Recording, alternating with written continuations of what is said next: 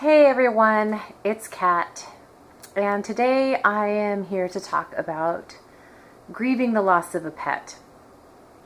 And today specifically I want to talk about just grief in general, and in a different video I was going to talk about what I do specifically to sort of help myself have some closure, I guess.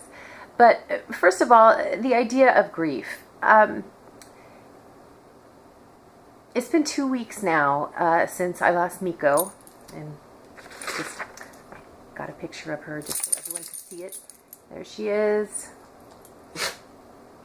Her kidneys failed, and they never started working again, despite some rest and some time and some things we were trying to do, and so we had to let her go.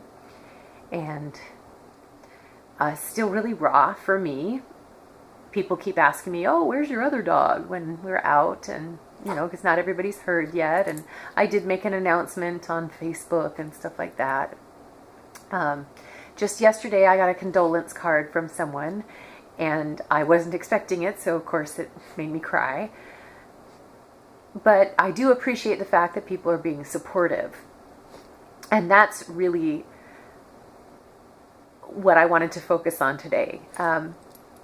Grief is just something that you have to go through. If something is really important to you, be it a pet or a relationship or something, if it's important to you, you have to be able to say goodbye in your own way.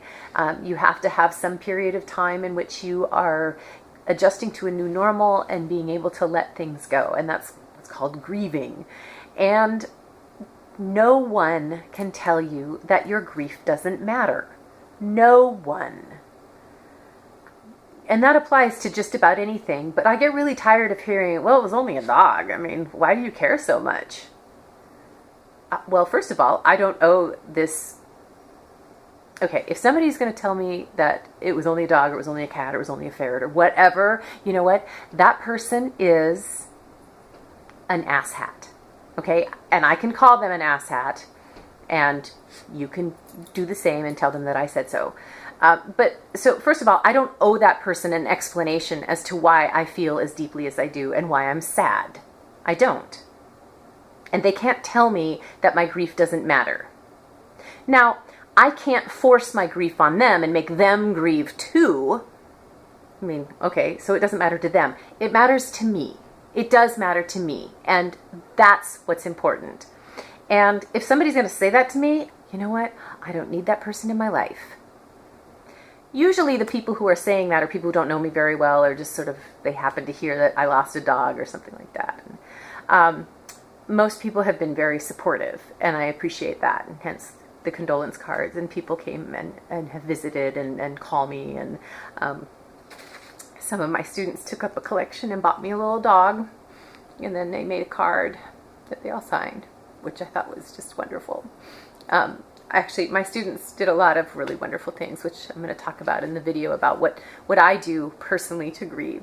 But I just want everybody to hear that your grief matters, and if it matters to you, you should be able to grieve that, and other people should respect that. And if they don't respect it, you don't need them.